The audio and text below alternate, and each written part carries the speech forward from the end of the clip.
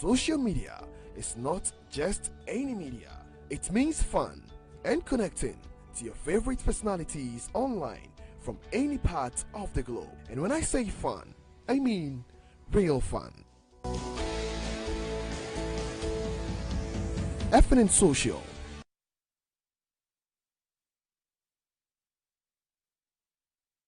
Majority of you only pay attention to us after years of unremittent persistence and rejections, whilst we challenge the way it has always been done.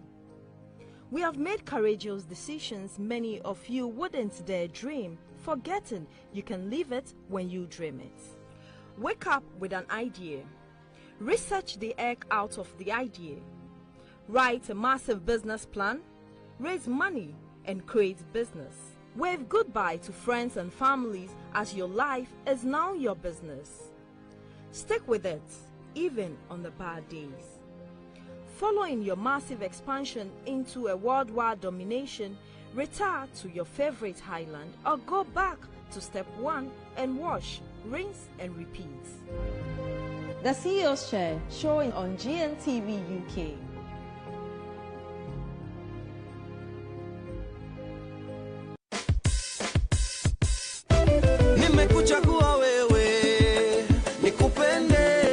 Hello Africa, hello world. Tune in to Afromix live on GNTV UK to enjoy the best African music ranging from high life,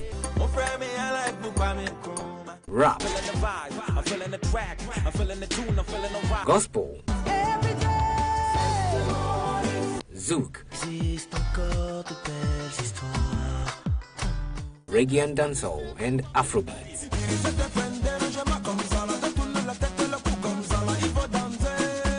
Afromix, our passion.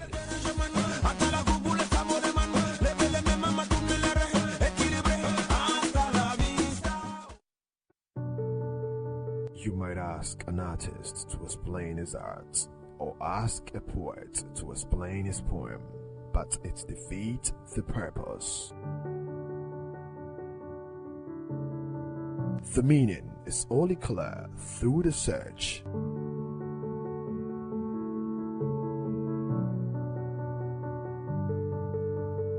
Painting is the silence of thought, the music of sight. Painting is just another way of keeping a diary.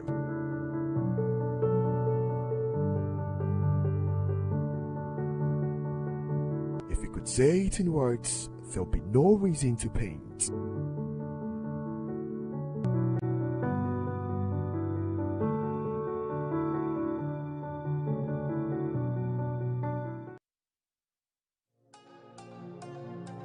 This program is brought to you by Pay Global. Talk Africa.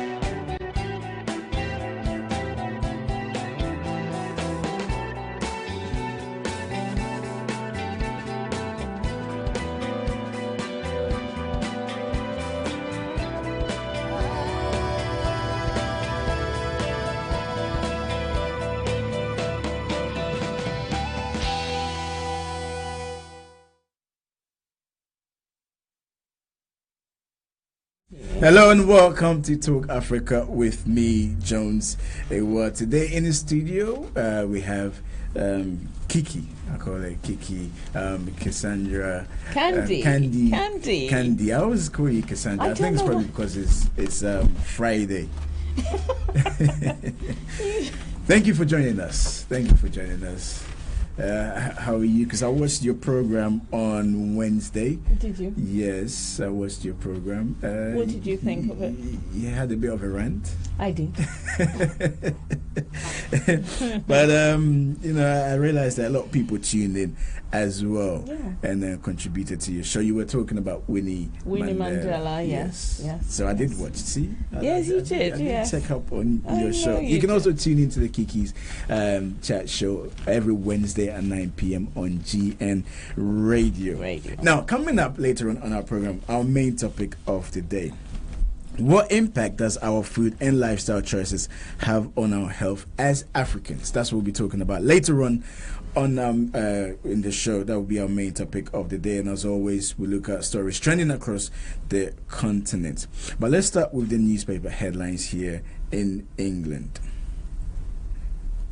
We begin with the Mirror. Daily Mirror, on the front page of the Daily Mirror. The man who died allegedly at the hands of a pensioner in a home struggles has been named as Henry Vincent. He was one of the perpetrators. He tried to burgle a man, and he died. And there's been an outcry for murder investigations to stop. We'll talk about that in details very, very soon. And to the Daily Express, again, Express also leads on Mr. Vincent's history, claiming he preyed on the elderly.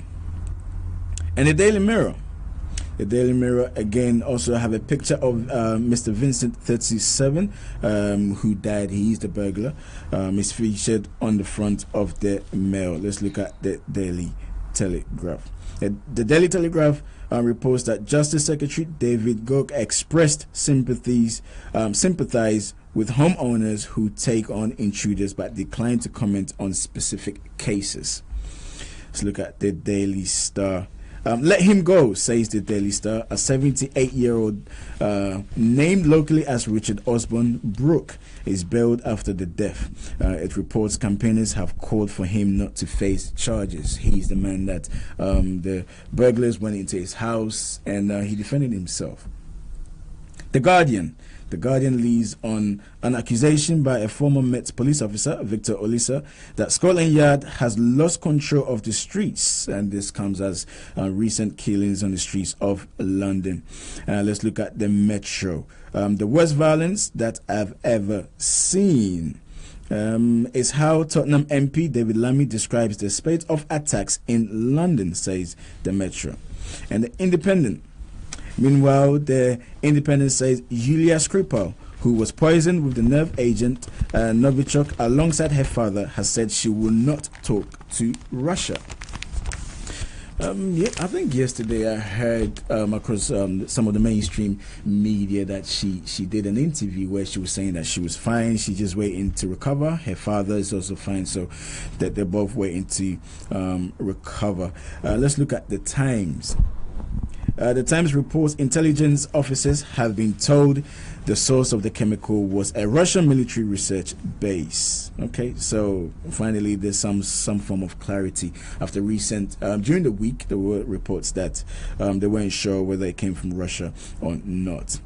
And the Financial Times, firms that failed to meet the gender pay deadline should be punished, reports the Financial Times. It carries the message from the Parliament's Equality Committee after some 1,500 companies did not file the required figures. Let's look at The Sun. The Sun reveals the amount stars who presented Channel 4's The Great British Bake Off for Stand Up to Cancer were paid. Channel 4 told the paper those contracted donated significant percentage of the fees to charity, and celebrities' involvement had contributed to the million raised. So that's the news headlines here in London. Now let's talk about this. I think this is what's been trending, Kiki, with the spate of killings on the streets of London. Yes, it's harrowing, it's worrying. And yesterday, suddenly the news said there were last night, 6 attacks on, and it's mostly teenagers, and that is so sad. I was reading the paper, The Times, just now, and you just can't, mouth open. You can't believe what is happening and why it is happening. Somebody has been sending WhatsApps around saying that children are getting points for stabbing people, and therefore, in the gangs, so they're all doing it. Now, there's something about the postcode, postcode war. Yeah, postcode war, where you're in the wrong place at the wrong time, suddenly you're being stabbed. What is happening in the world? Okay, let's take a quick break, Kiki. When we come back, we'll do our best to try and find out. We spoke about this at length yesterday, so we're going to take a quick break. When we come back, we will talk more. We'll be right back.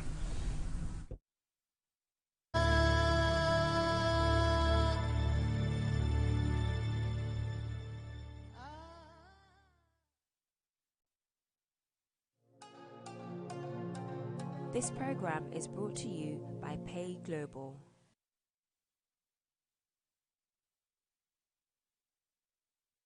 We are not interested in breaking the news, because breaking news can't win. Our interest resides in telling the story of what's going on. Our major obligation is not to mistake slogans for solutions. Let no one sit anywhere and think that, oh, as for those Ghanaians, they'll take anything. News is only the first rough draft of history. I was not the first. Without news to feed it, the biggest story starves. We find out the truth from politics, business, health, social, sports, and entertainment, as it is where it is.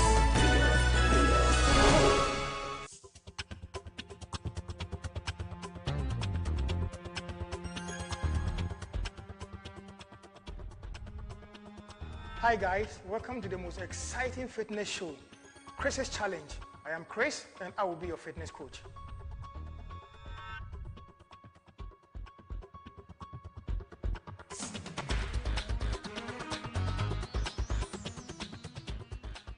Do you have plans of losing weight, getting toned, building muscles, or generally getting fit? Over the next 13 weeks, we will be engaging you in various fitness routines, ranging from serious cardio workouts, strength training, aerobics, you name it.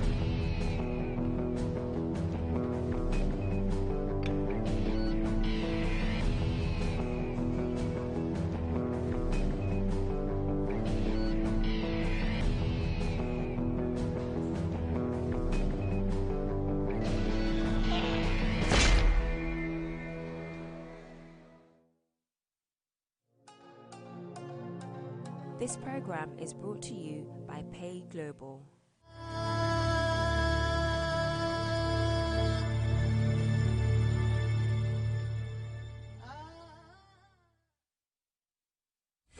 Welcome back to the program with me, Jones Ewa. Now we've been joined by Ludwig Nee Jr., CEO of GEPS UK. And also we have Candy Kisei. I call her Cassandra, but she said no. I don't like Cassandra. She doesn't like Cassandra. Okay. Well, both our guests today, they both work for GN Radio. You can catch Ludwig's entertainment show, the E-Zone, on Saturdays. It's 1 p.m., isn't it? That's 1 right, to 2 1 p.m. Make sure you tune in. Now, before you came on, Ludwig, I'm sure you are aware of the killings that's been happening on the streets of London. It's been reported that 5 more teenagers have been injured in stabbings in London as the spread of violence crime in the capital continues. I think do you know what? I don't know where we are going with this, and I don't know where London is going with this, and I don't know where the young people are going with this. I just can't make sense of it anymore. And I think what's making it worse is that because they're sharing on social media, the retaliations are getting very quick and it's getting bigger than the next one. So the lady the young girl who got shot on the other day, a couple of days ago, I've seen a video of that and I've seen how it transpired. So she was actually defending her boyfriend initially.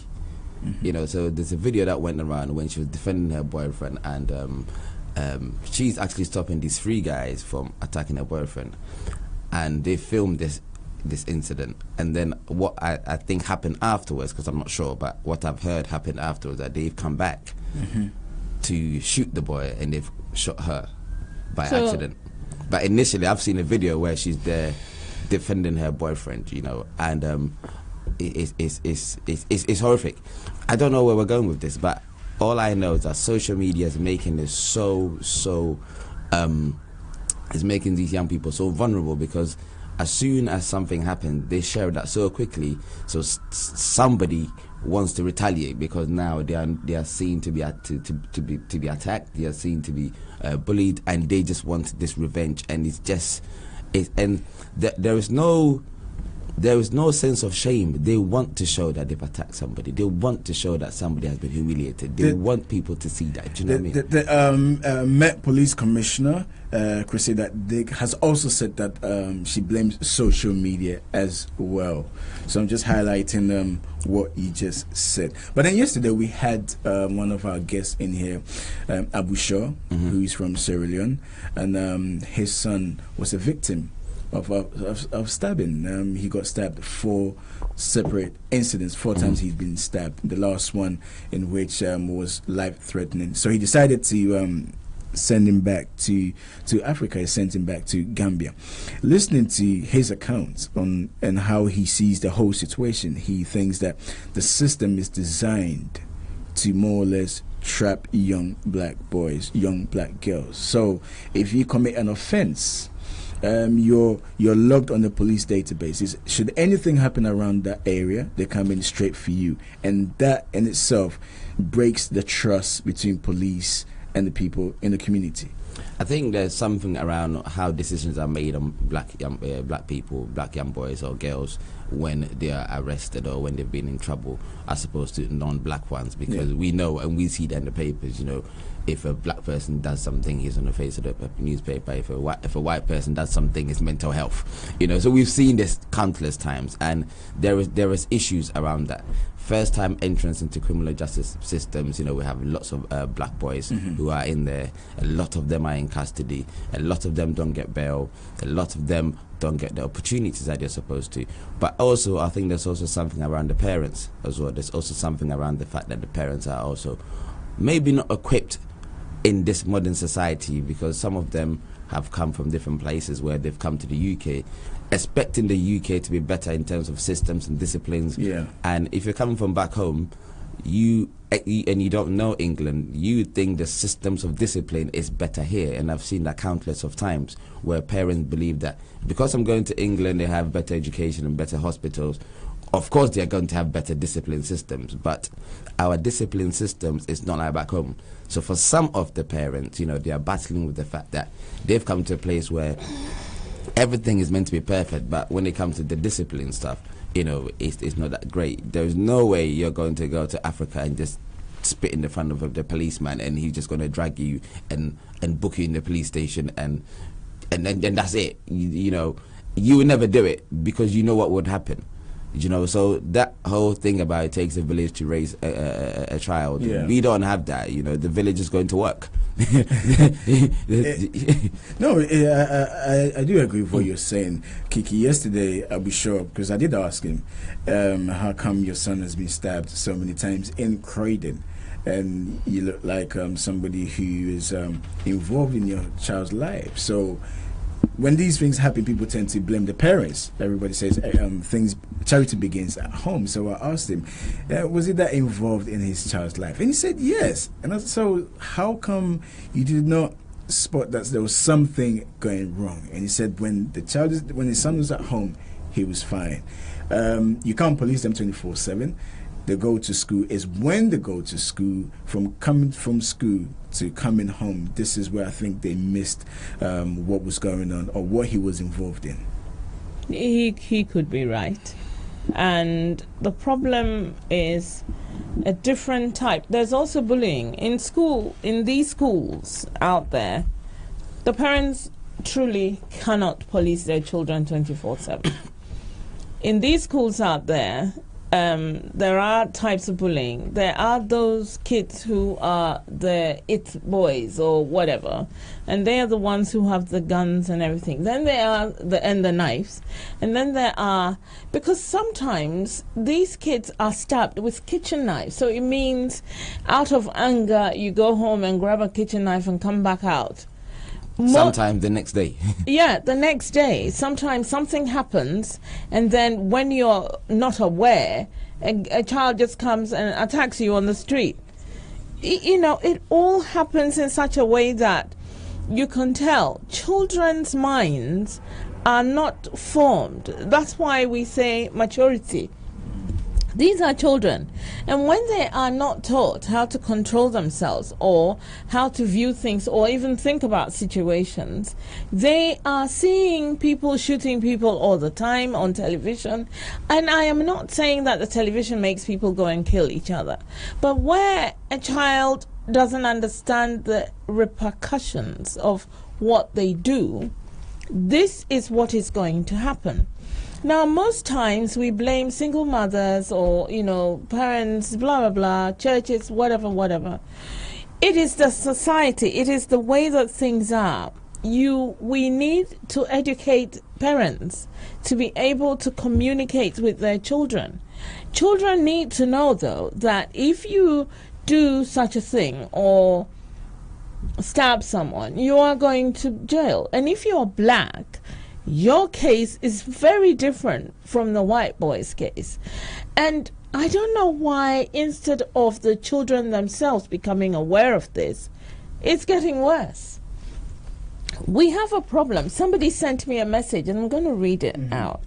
And it's interesting. He said, has charity begun from home for these kids hanging around on the streets without any purpose? Do the parents care for these kids, and do they provide homes and not houses for these kids?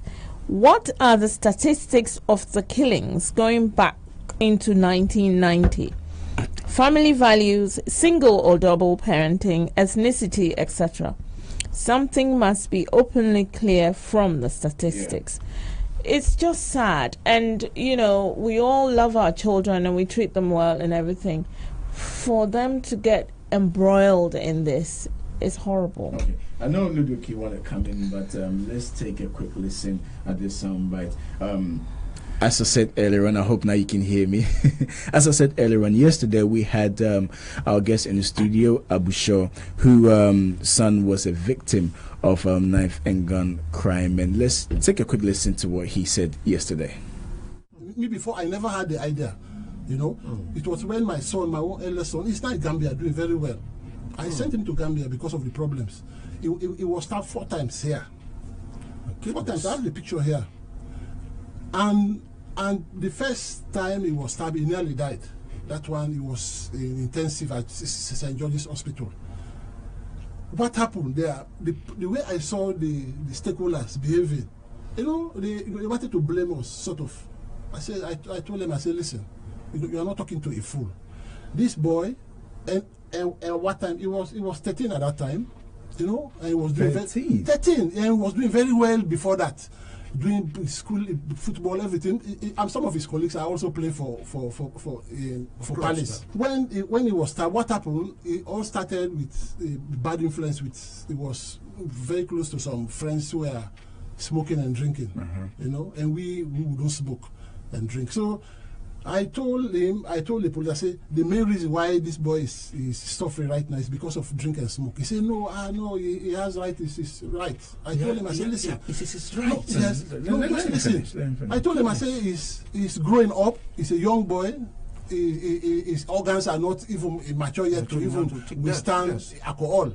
So whenever he drinks, he will misbehave. And what happened, he did some, there was one time, he escorted one of the guys in supermarket. The guy shoplifted, so they were arrested for that joint enterprise.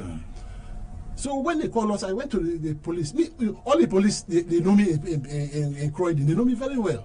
We went there. The first thing they did, and that was his first crime, just because he was there, and he didn't do the shoplifting himself, but because he was there, they fingerprinted him. I told him, I said, but why are you doing all this? So from there, they criminalized him. Oh my goodness. And that time the boy was a bit tipsy. He didn't know what was happening. So when we came home, the following day, he saw his fingers, with ink. He said, that was happened. I said, well, you were caught yesterday, He was shocked because he never knew what was happening. So from there, I realized that it's the drink and smoke. Right. So the problem also went up to the school, and the school too. They didn't even try to say, I will try and cancel it or something. They just purge him out just because the police reporter has met them. So I told this guy, but what are you doing? So from there, they took him from the school and sent him to another institution where they have the same colleagues. Yeah, they have a lot of children who misbehave. With the different. So the thing was getting worse. You'll be telling him that didn't we tell you? I said, but it's wrong. I said, it's better this boy has never caused a problem here. But they never listen. And soon social came in. Oh, it was worse.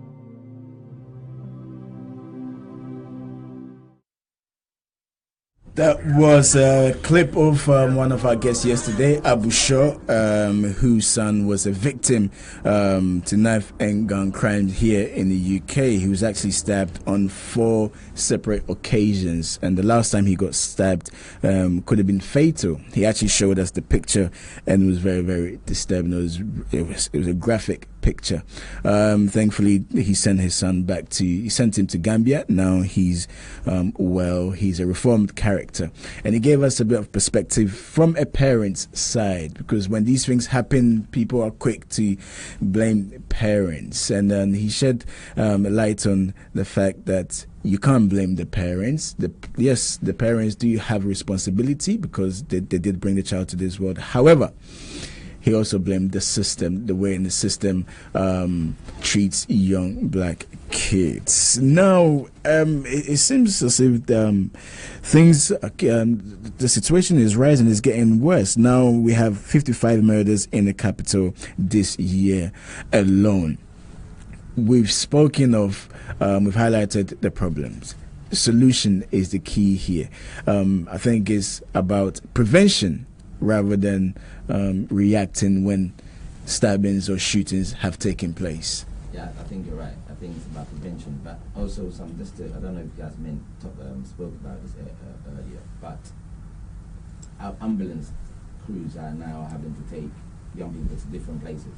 So not only are there stabbings that's having effects on families, it's now having effects on the health service, because now, whereas if 2 people are injured in any incident, you can take them through the same door. Yeah. You are now having to separate them and take them to separate places because of the gangs. Of course, because the gangs will come for each other in the hospitals. There is no boundaries. In terms of prevention, I know there are lots of prevention work going on. There are lots of triage stuff going on.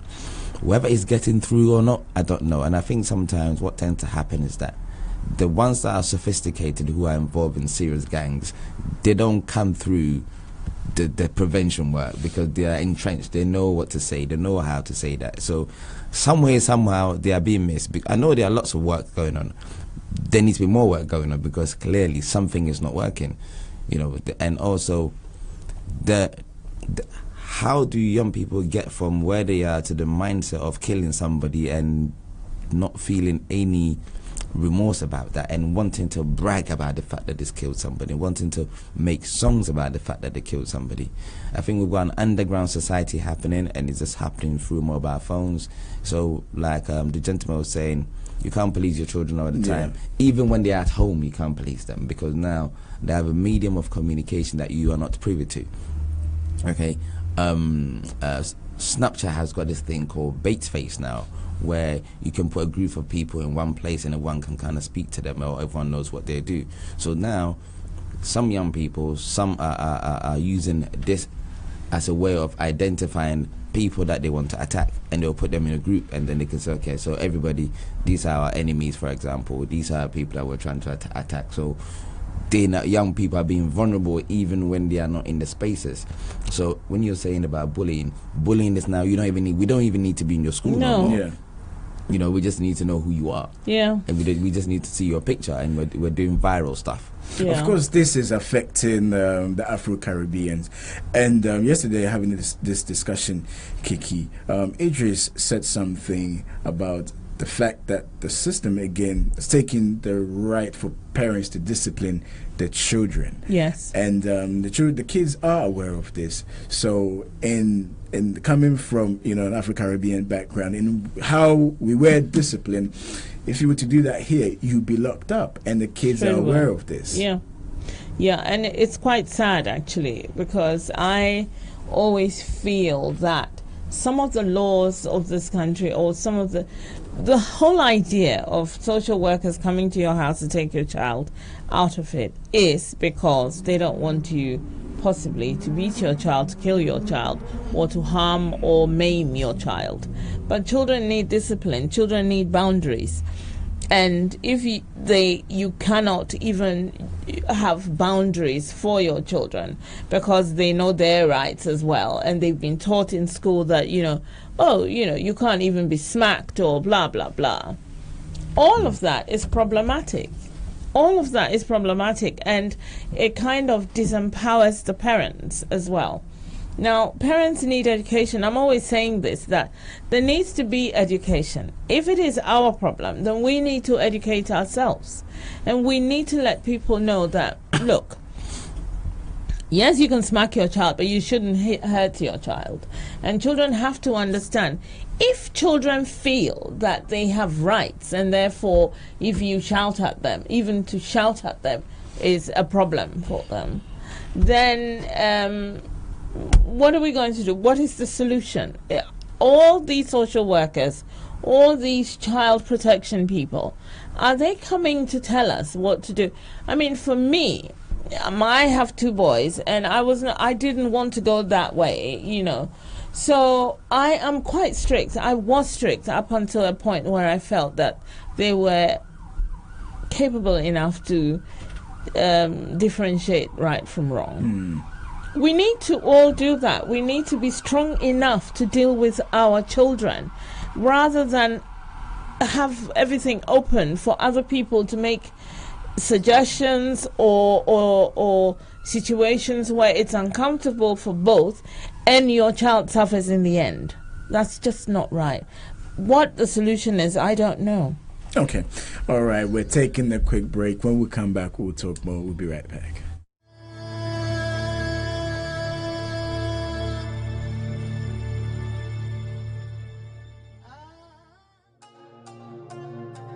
This program is brought to you by Pay Global. We are not interested in breaking the news,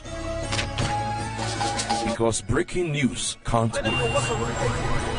Our interest resides in telling the story of what's going on. Our major obligation is not to mistake slogans for solutions. Let no one sit anywhere and think that, as for those Ghanaians, they'll take anything. News is only the first rough draft of history. I was not the first. Without news to feed it, the biggest story starves. We find out the truth from politics, business, health, social, sports, and entertainment, as it is where it is. This is Cooking Africa.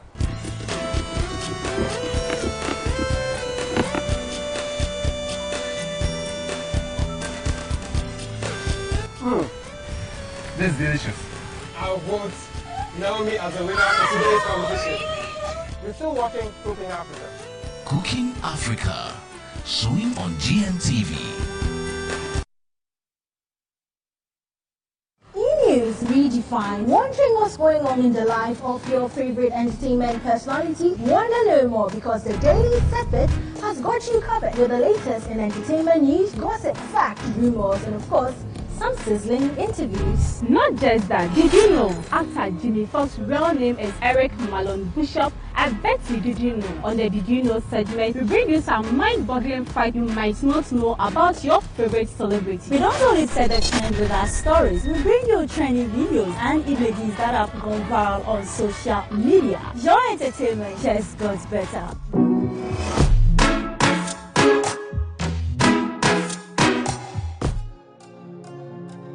This program is brought to you by Pay Global.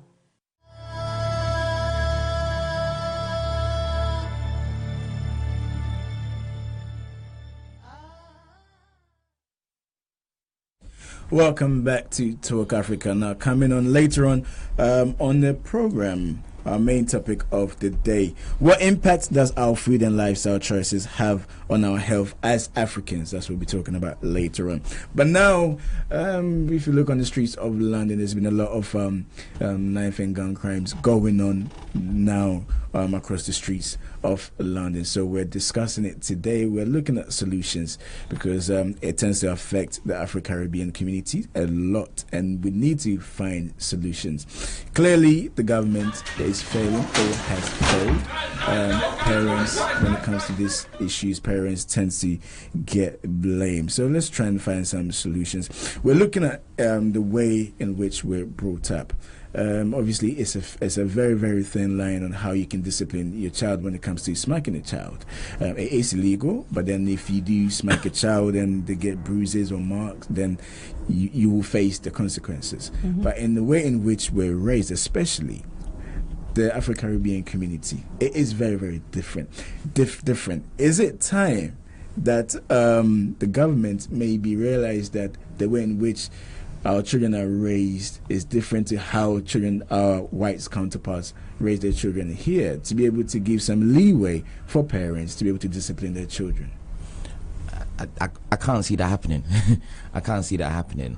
I don't understand. Are you saying that Afro Caribbean people can discipline their child in a different way? And then I'll give you one instance. Yesterday, Idris speaking, where he said a family friend told the child, "Look, come home at this time." Didn't come home, got in trouble with police, disciplined the child in the sense of the child was smacked. Okay, didn't leave any bruises, but as the son spoke to his friend, "Why you not coming out today?" "Oh, yesterday I came home late and my father smacked me." Yeah, went to school and told the teachers. Social service got involved, and the dad was told not to come anywhere near the building for about 3 months. What building? The house. To stay away from the house for about 3 months. You see, these are the problems. These are the problems, and you don't even know where to begin and where to end. So you smack your child, no bruises or anything, and then does the child understand why he was smacked? Yeah. Because this is where the problem is. If he goes to school and he tells his friend that I was smacked, so I can't do it today, and so the child goes and reports the parent, we have issues with the social services as well. Because what are they thinking? Why is it that a child does something wrong and it is not illegal to smack your child? It is illegal to beat your child up or to hurt your child. Therefore, if you are disciplining your child and someone else gets involved and says, no, this is not right, this is where we have the problem.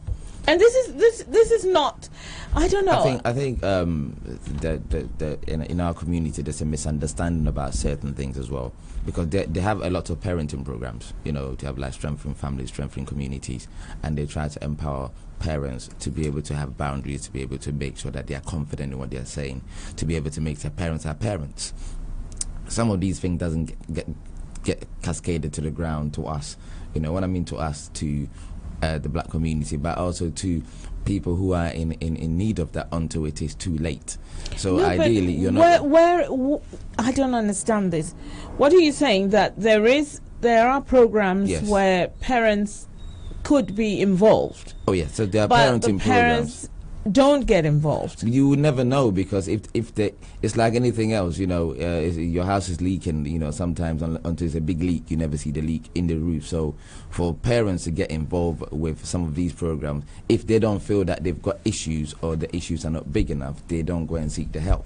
And because we've got young people who are communicating and doing stuff online, you will not see that. So most of the time, the first time a parent will know their young person is involved in some things when they've been arrested. But that doesn't mean that's the first time they've been involved in something. Maybe they've been doing it for such a long time. By the time parents get involved in that, it's too late. So mobile phones needs to be taken away. This is your solution. Well, that's if you take the mobile phone away, your child has no means of communication with the outside world. It's a good idea. However, some of us give our mobile phones to the children so that you can keep track of where they are. Have you got home yet? Have you started eating? Have you done this? Have you done your homework? Because parents are in school, are at work, and the children on the way to school. When you get to the school gate, call me and then switch your phone off. But you see, you can call the school. You can call admin. You can call the school and say, are you at school? You don't need to call the child. You can ring the school. Is Johnny in today? How many parents will be calling in a stream of, let's say... Well, how many people are dying? So if the school... Everyone is going to call the school. Well, is it better for everyone to call the school, or is it better for everyone to have a mobile phone which they can use to communicate? So that's a decision that people have to make. Yeah. Do you know what I mean? I don't have a solution. I'm just kind of playing it in my mind as you are suggesting it.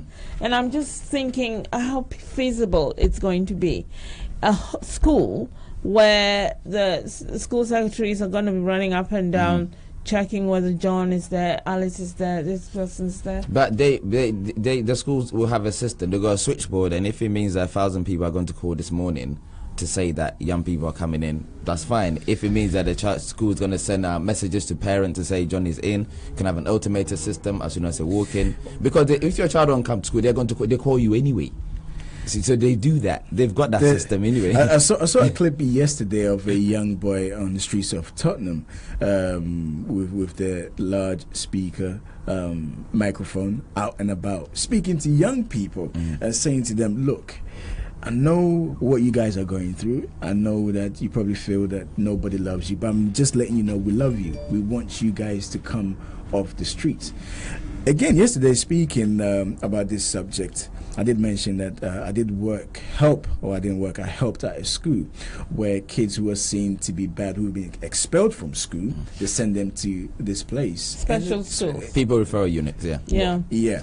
And you tend to realize that it's not that the kids are bad. If you engage them, you can actually have a conversation with them, reason with them, and they will be able to speak to you. But here's the case where you've done this, you've done that, you've done this, so you get expelled. So already they see themselves as being outcast, away from society. There's nothing you can do. So what do? You keep doing what you're doing. You go there, you meet people in a similar situation. All right. So you become a clique. So from when you've been kicked out from school, you can't. If you're not lucky, you get in trouble with the law. How are you going to find a job? Yeah. So we need to definitely look at the system. The system needs to be looked at. And I think that blaming parents and politicians, point scoring, and we've made police cuts, so we've invested X amount in police, that's not really cutting it. Stop and search is not really cutting it. It's about time that the government realize it needs to look at the system, bringing in social, the social welfare. If a kid misbehaves or parents disciplines the kid, social welfare comes in to try and take the kids away from the family. The whole system needs to be looked at. The history of this country has always had feral kids, whereas the history of Africa, we haven't had feral kids. It is this country, it is the Western world that has feral kids. And when the children were feral, all they did was put them in bostels, etc., etc. Or they would ship them to Australia. That is the history of this country. Now, they then have, because it is here that, the way that we live here, that the parents are at work 24/7, or a little less than that, but still in unsociable hours, children are left on their own. It is the system in this country. Now, if you want to keep your children at home, we've got to talk about it. We can't leave it to others to deal with it. We have to talk about it. The history of this country produces cannon fodder. They produce the lower level of people where they can ship them all into the army and be killed. They can ship them all to Australia and be maltreated or, left. They do that all the time. Okay. Now, we have to say, this is not our way, and we keep our children to ourselves. Children, go to Japan, go to China. Children are not like that. We need to see children as the future. and deal with them in that way. Okay, earlier on, Luduki touched on social media, how some crimes are being committed and being put on social media. I think we have a clip of what happened in Tottenham that we're going to play very, very soon. But whilst that clip is rolling, I want you to just touch upon that again. Yeah, so social media has been seen to be positive for kids, but at the same time. So the you can see. So this is the clip that was. This is what ensued prior to the girl being shot, and you can see the girl there defending the boyfriend and being attacked, and there she is. You can see her, she's defending her boyfriend, and she's being attacked by, she's literally on top of the guy, the boyfriend, saying, and she's saying to the guys, look, you need to stop that, you need to stop that. And after this, it's when they've gone out and tried to aim for him, and she's there, and we've got the article in the newspaper where there's a hashtag, I'm not going to say what the hashtag is, but they said, look, if you're chilling with my ops meaning opposition, I'm not going to adjust my aim for you. So obviously she got shot by accident, and there's a hashtag in the paper, which obviously it appears to be linked to what the murder is, and it's terrible. Like I said, the young girl is defending her boyfriend. I mean, so the boyfriend was being rushed. He was being attacked. He's been attacked by these young boys, and then she was trying to protect him from them beating him up.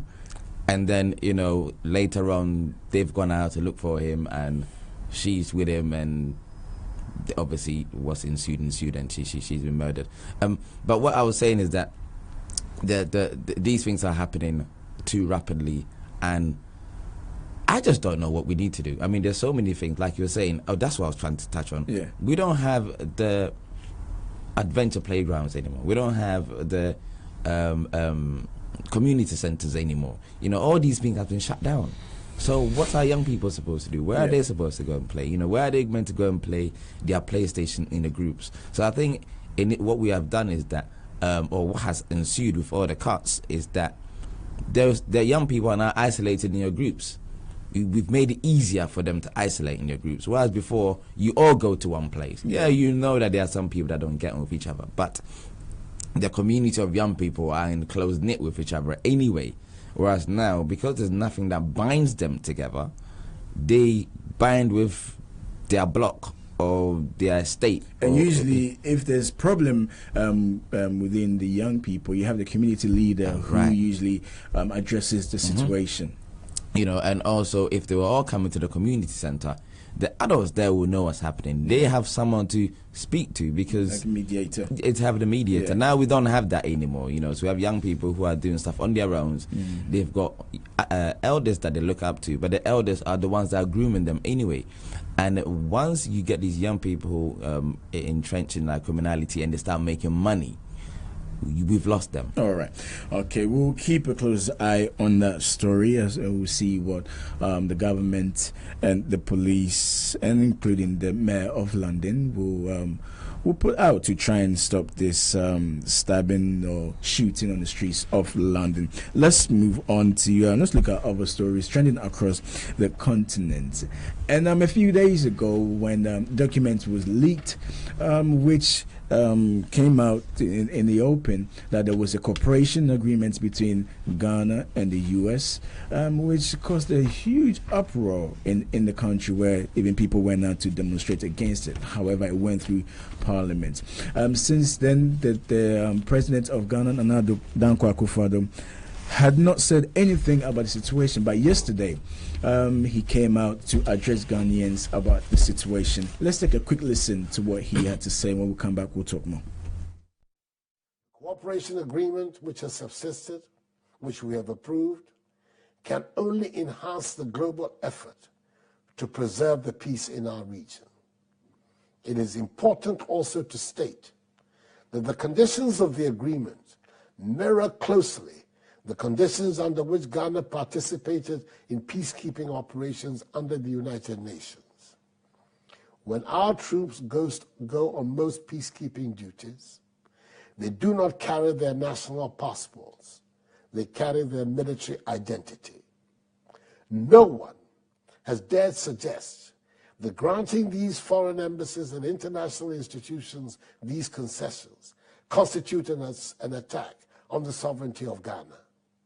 Nor has anyone also felt that the concessions have in any way worked against the interests of Ghana. Indeed, I have no doubt that it will be the general consensus of all well-informed Ghanaians that this nation has benefited significantly from the presence and activities of these institutions over the past decades. It is clear to me that if the people of Ghana knew the conditions under which foreign embassies and our friendly international institutions operate in Ghana, nobody would have been surprised that a defense cooperation agreement would make such provisions. Such knowledge would have spared many citizens the genuine anxiety and concern they have felt about the agreement. But we have to take issue with the frontline politicians who have sought to mislead the people in this blatant manner, and those who, for mischievous purposes, leaked the document destined for the scrutiny of Parliament prematurely to a section of the media, who then went on to describe it as a secret document. How could a document intended for the consideration of Parliament be described as a secret document? It is difficult to understand that such people, knowing what they do know, would go about so blatantly to confuse people and go so far as calling for the overthrow of our democracy, a democracy that has become the beacon of good governance in Africa, a democracy that has survived for a quarter of a century and encompassed even the most irresponsible episodes of ill governance in a state of unity and stability, a democracy that has provided the framework for systematic developments in our social and economic welfare and assured us of the longest uninterrupted period of stable constitutional governance in our history. Surely, this is the kind of cynical manipulation by reckless self-seekers which in the fullness of time the people of Ghana will acknowledge and condemn. So let me state with the clearest affirmation that Ghana has not offered a military base and will not offer a military base to the United States of America. Indeed, the United States of America has not made any request for such consideration. And consistent with our established foreign policy, we will not consider any such request. However, in consideration of the realities of our circumstances and the challenges to peace in our region in our time, we have deemed it prudent to continue the cooperation agreement with the United States of America.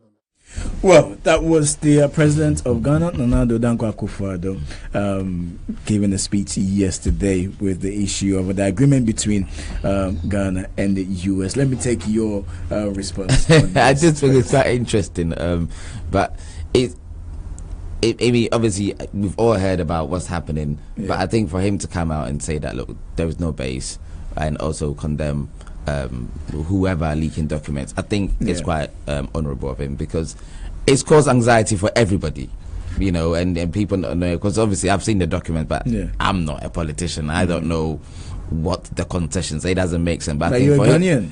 No, but I'm saying I'm a Ghanaian, but I'm saying it's good for him to come out and say that, because people needed to hear that, because what I was trying to say is that I've seen the documents, but I'm not a politician, so I can't decipher what it means and what's going to be ins and outs. So I just needed to hear there's not going to be a base. That's fine for me.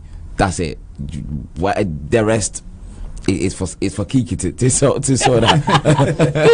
For me, I'm very happy, and I'm so proud that he came out, spoke clearly and concisely. He even went as far as talking about democracy, Ghana being a beacon of, democracy in Africa. I am happy to hear that. I am also very relieved to hear that there is not going to be a base. Yeah. Even if there was an agreement, I prayed that maybe he could rescind it. Maybe they have rescinded it. Whatever it is, one of the biggest things for me in this whole speech is when he said, if it is a secret document, something that is supposed to be going to Parliament, why are they making it so? We love gossip. We love innuendo. Let me just come in here, Kiki. Let's look at what constitutes to a military base. And some experts have argued that a military base is a facility directly owned and operated by or for the military or one of its branches that shelters military equipment and personnel and facilitates training and operation. A military base provides accommodations for one or more units, but it may also be used as a command center, training ground, or proving ground. In most cases, military bases rely on outside help to operate. However, certain complex bases are able to endure on their own for long periods because they're able to provide food and so on and so forth. So if you look at the documents that were leaked and listen to what I just said, it's it is more or less a military base. Well, the issue is that maybe in its final, in the terms of America bringing a military base, the descriptions that we heard, the fact that there was a military base in Haiti and some other country, I can't quite remember, but I was looking for it, Googling it the other day. There have been military bases where people were accidentally killed. Whole suites of villages were, broken down by the Americans. Now, we all know how dangerous it is for Americans themselves to be in one place with guns. They kill each other. So then they're going to come and kill us as target practice. So these are the issues that we have in Ghana, that these people are ruthless. And you see, we really have to continue not to forget what foreigners do when they come to African countries. And it is the most dangerous times we are in now regarding America, the leader and the whole scene, for us to put ourselves back into their hands. They will kill us. That fear is what we're talking about. Now, if our president says this is not the situation and there is not going to be a base, whether it's for food supplies, whether it's for guns, whether it's for training, training exercises, then we're fine. Now, I must remind, and somebody must remind the president that things can happen in different guises. The guys brought Bible and came and killed us and took us away and made us sick. So we have to be careful in whatever guise what the Americans are bringing and if they are coming at all. Well, he also mentioned, Ludwig, is the fact that the security threats around the region is also a factor why America is coming, the U.S. coming to Ghana. Yeah, I also find it interesting that this, according to the documents and what he's saying, is that this has been going on for a long time. Yes, from 1998 to 2015. So this has been going on for a long time, but they're just renewing that again. So my thing is, how come no one ever mentioned it all these years ago? What's changed? Has anything changed? Well, what's changed is the fact that it was leaked. And also he was saying when the agreements were signed by the previous governments. Now in Ghana's foreign policy, if previous governments goes into an agreement, unless, for instance, the U.S. are abusing it, unless it has been reversed, then they don't tamper with it. They just leave it. Okay, well, that's interesting. But also your description, what you're describing, I'm taking it from the point of view that they have to make sure that they agree to everything. So even though there's food supplies or access or storage, or these are things that maybe if you're going into a contract with anybody, you want to be clear that you're going to get. And if you take, for example, I'm going to use an analogy, if you're renting someone's home, the contract you get is as though you're going to live there, apart from the bit that says, it's 3 months or something. So they I guess they have to make sure that we're going to, if they are saying they're going to use Ghana for training purposes, they have to make sure that they can get access to food, access to road, access to all the things that make it possible to get training. Yeah, and if they're training, what training? Because if you're training, it's an army, then there will be guns. Well, yes, one of the exercises, the combat, training Ghanaian army to against terrorism. So that's one of the exercises that will be taking place. What I wanted to hear was the 20 million. All right. Well, I didn't hear that far. Where was that in the agreement? I guess this will be trending. So we'll probably touch upon it again. Probably on Monday. We're taking another break. When we come back, we will talk more. We'll be right back.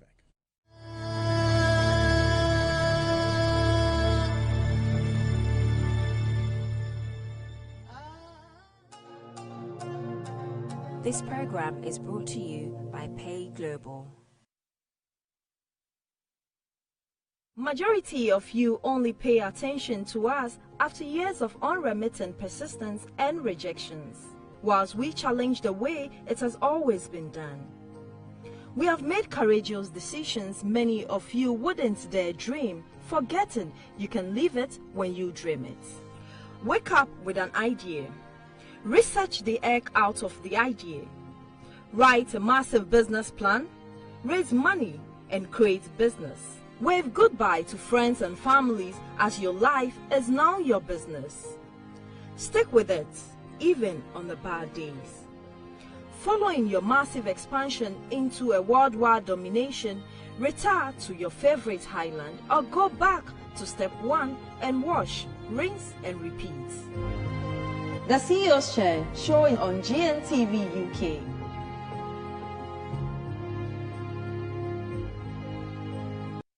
Why are the Chinese and Japanese fighting over Africa? Simple.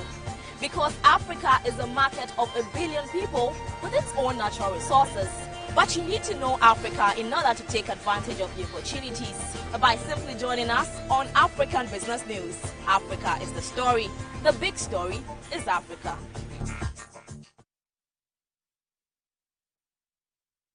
This is Cooking Africa.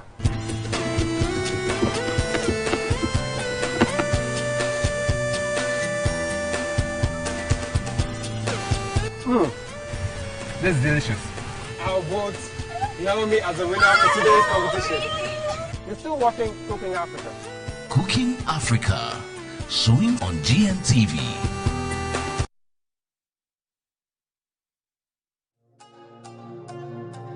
This program is brought to you by Pay Global.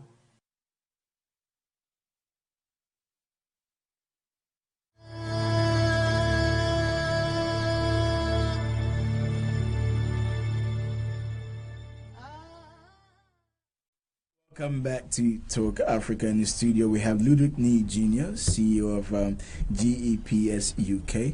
Also, Candy Kisei, who's a social commentator, both here with us today discussing our topics.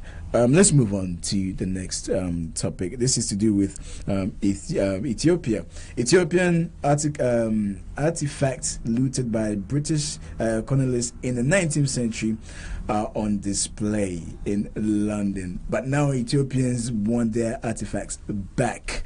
I think they made... they wanted it back. I think they made some form of a request. This was back in 2017.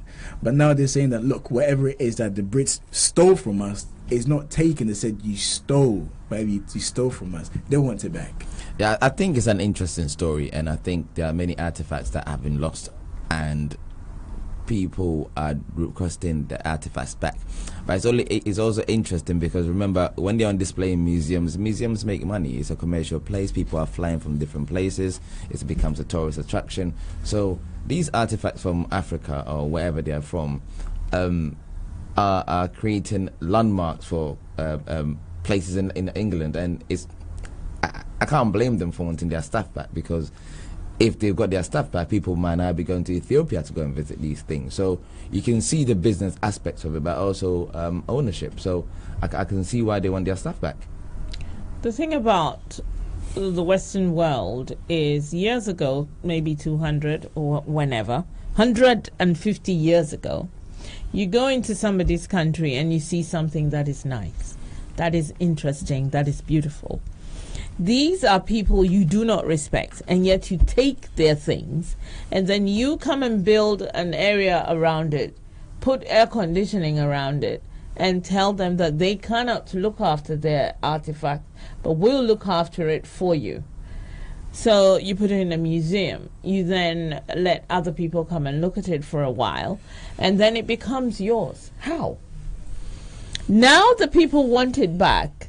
That is fine. The point of you stealing their things, bringing it into the Western world, that is all fine. What is baffling is if the person wants their thing back, you then say you're giving to them on loan. Yeah. Hello. This is where let me just add to that. In an interview with the UK's Guardian newspaper, V&A director said the museum would consider loaning the treasure back to Ethiopia. Yeah. Let me quote him. He said, the speediest way if Ethiopia wanted to have these items on display is a long-term loan. That would be easiest way to manage it.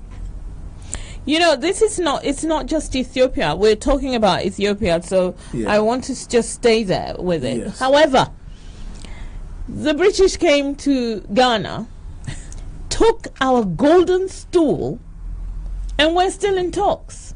They still have it. The golden stool? The golden stool was taken. No, it was a fake one that they took. Yeah, we were smart enough to. But, you know, this is the issue. And they believed they had the golden stool. Yeah. And then, you know, and then even when we wanted the fake one back, and then you go to other countries like India. Yes. They take their artifacts. There was this whole thing about the Elgin marbles. Yeah. That is also what is happening. So really, this is a country of thievery. I want us to just look at this for the director of V&A. I've been to the V&A museum. Yeah, Victoria and Albert. It's beautiful. Okay, for him to say that we will loan it back to Ethiopia is mind-boggling. I think if you're looking at it from their point of view. If they don't have a point of view, but they do. Yeah, they've got it now. They've got it to now. Look after it. And we have to remember that the people that we are speaking to now, like the director of the V&A, was not there 100 years ago. No, but that's not the issue. Yeah, so in reality, they are not even in a position to. They didn't even take. They stole it. If it's been stolen, and you know the rightful owner, but at least you can do is say, okay, here, this is it. But what I'm saying is that the guy that is actually being interviewed, he's not even the person to be saying that you can have it back and for real, because you need to go to the Minister of Culture and Department. No, but I think and then have him and ask and question him, because he the guy that we're speaking to now. He can't say, okay, you can have it. No, because if he says that, that's his job out of the window. Okay. So he's protecting himself. I need to help you here. Yeah, I'm not saying that they are wrong. I'm not saying they are wrong for requesting it back. But obviously, it goes to show, and maybe this is something that's probably even happening now that we are not aware of. That people are coming out now and saying that they want their stuff back. But are we still even protecting the stuff we have back home? That is another issue. But before we go there, I think you need to know or realize that for the V&A director to say that he's loaning it back, meetings have been had. This is not a request that was made today. So meetings have been had. There are directors. There are people around the V&A, and which will include the Minister of Culture or whoever who's connected to the V&A, and they're going to say, well, fine, these people can't look after. They're savages. They cannot look after it. We're looking after it. Some of the artifacts are in special aired glasses, etc. Costs a lot of money, to preserve it. Yes. Now, the people want it back. You go into our pyramids, places of worship, etc., etc. You tell us we're savages, but you like our beautiful things. Let us savagely break our things if we want to. So the issue of it being 150 years ago, and therefore the director. The director knows exactly what he's saying. He is under advisement. That is what I'm saying. You know, we need to be going to the one above the director and getting those information from The director should not be saying this. I think the director has the right to say no comments. Yes. Or no, but I think they've been told to say something, and they've been told to say something that's going to be very, very controversial. But I think it's interesting, like what you said, Kiki, that you know these things, you know, of course, savagery we can't look after ourselves. I never said that. I said this is the implication of what they're doing, because they are telling us. Then that's what I'm saying. You know, they call us savages, or we can't look after our stuff. But then all of a sudden, you know, the golden stool is nice, the crown is nice, the jewels are nice. Have you seen Wakanda? Not yet.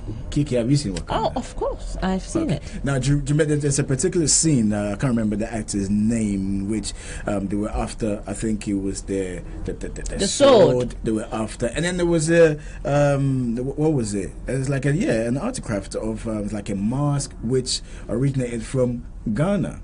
Yeah. And yes, it brings about what we're discussing here, how they've taken the valuable assets and they're on display in their country, and it's been created. They've created it's not that they've taken and displayed. They've created a market and a tourist attraction. Yeah. So these people are traveling from different parts of the world to come and view this. So they're bringing money into England. They are creating jobs because of our stuff, and they are making a whole industry. You know, they are books, they are writing plays.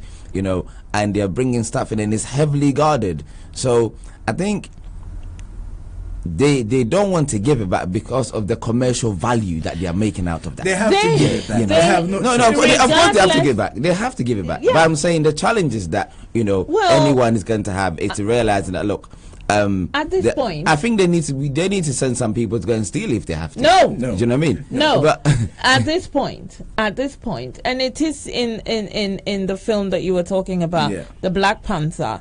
It is it was in a museum where they kept all those things, and these people go in and break it up and take it away. And it's quite interesting when you have wars, and then when you have wars in foreign countries, all of a sudden the museums are looted.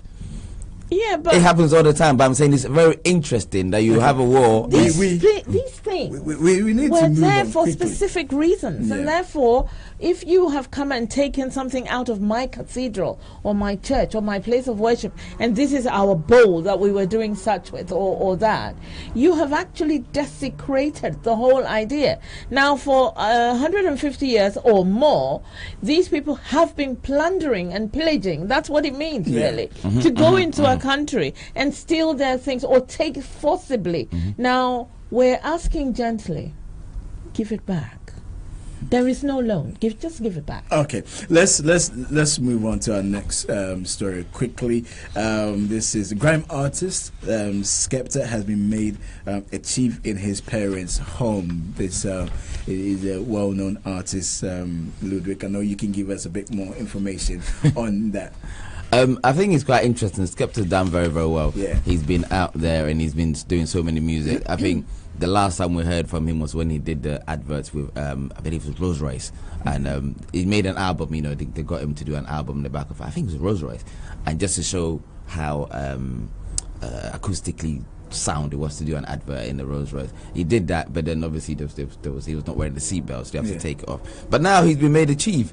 So the story goes, Skepta has been made a chief in his parents' hometown, state of Ogun in Nigeria. The MC has been in Nigeria for a homecoming concert when he invited the likes of J Has Notes, Wizkid and Davido to perform at his chieftaincy title, Amuludon Odo Ajay.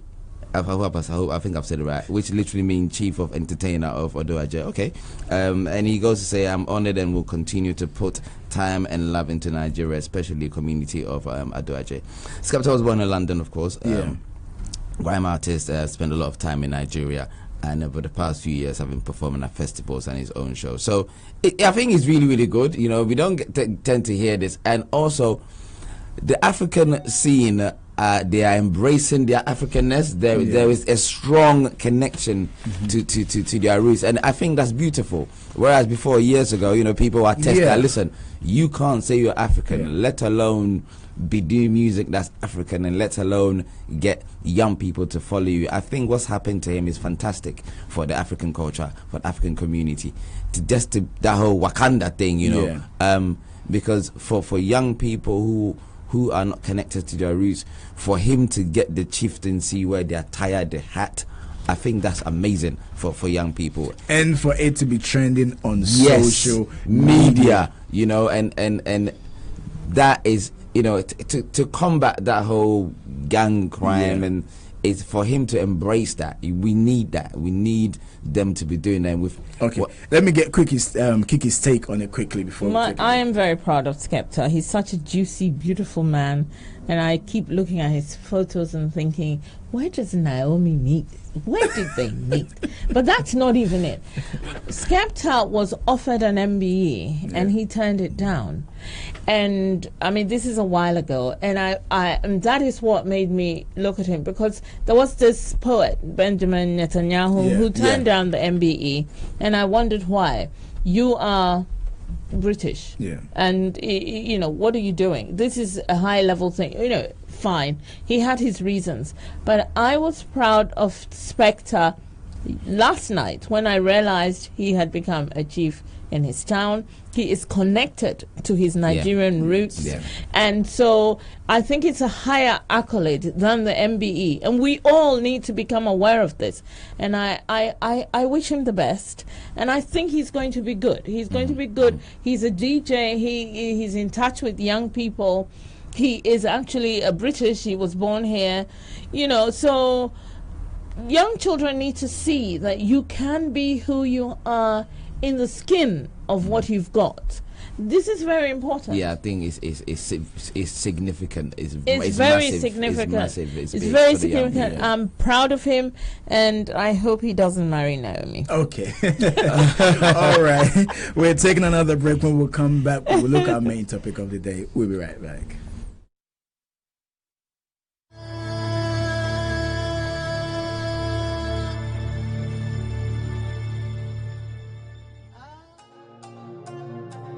This program is brought to you by Pay Global.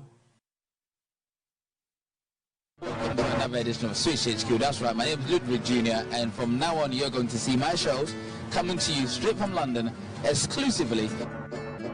What, really? You're going to be seeing events from here, you're going to be seeing interviews. Happy birthday movies. I think God listens to me a lot. I'm good, thank you. Exclusively. Please do their first thing, keep watching Swish. What is this entertainment? This is the mint they added to the Swiss HQ of football. Hello, my name is Dorothy, Miss Face of Ghana UK 2016, and I'm Sharon Rose. This is Mimi. I came to blah blah blah blah. This is Ghana, man, so we're representing. Swiss HQ, we saying? I'm just going to be in the crowd. Alright, you already know my name is SARKODIE, aka you know what time it is, aka Money Nigga Problem, aka what else? Now stand up, you're watching Switch HQ.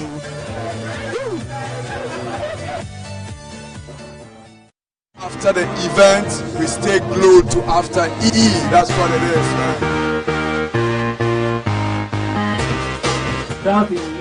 L Bar in the house, and you're watching After E Band. Don't go nowhere.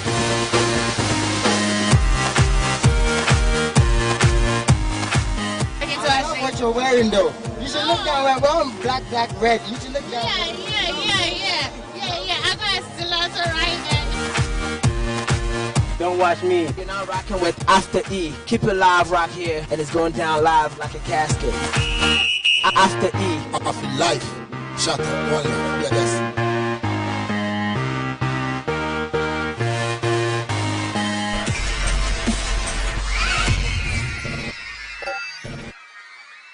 Hi, God. I know you haven't heard from me in a while. I've been busy. 1, 2, 3, 4. For the first time on cinema screens comes a gripping 10-chapter movie series from Sparrow Productions. Find a gorgeous rich man to take care of you. Like the way you have. Shit. You picked up a girl, brought her into our home, into our bed. A riveting, edge-of-the-seat drama filled with tears, laughter, and love. She knew how much I loved you. Anima Mesa Amwa, Jocelyn Duma, Ivan Okoro, Ashako Mensandoko, Ajete Anan, John DeMello, and many new exciting faces. Well, it was tough, but we managed to do it. Adam's Apples.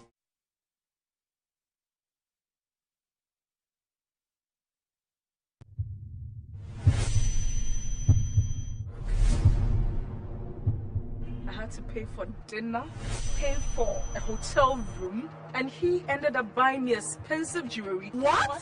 For God shall fight for you, and you shall hold your peace.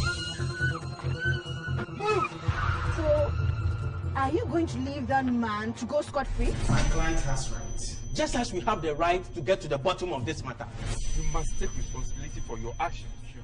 When I got you a job, didn't you tell me that what you get from a man in a day is more than what you get in a whole month? He what? He said that yesterday. But now, I'm a man. What do you expect? Elijah said, come out on Semika. Crazy! Elijah, hold it.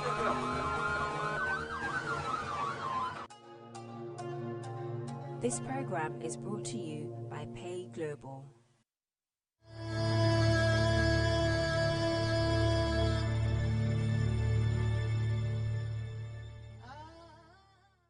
Welcome back to the program. Just to let you know, we are live on Sky 291.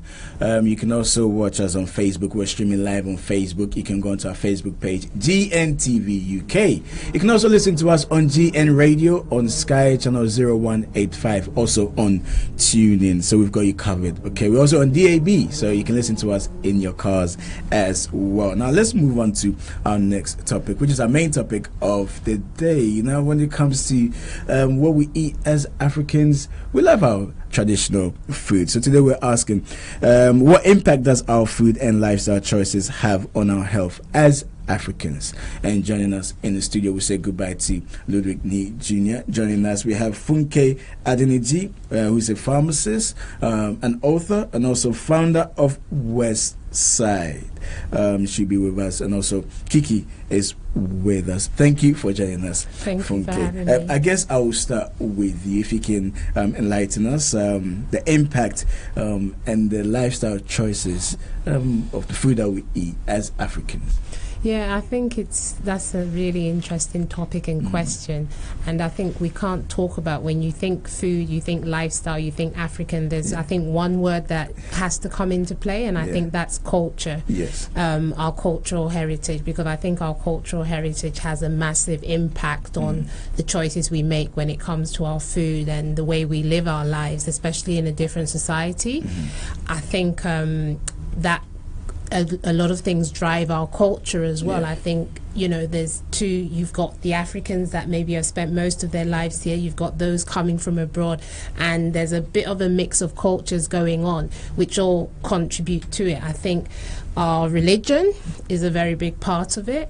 I think the society we live in has had a massive impact on our culture and the choices we make, and also our environment as well. I think these things all combine to impact the choices we make, you know, especially those of us from an African background.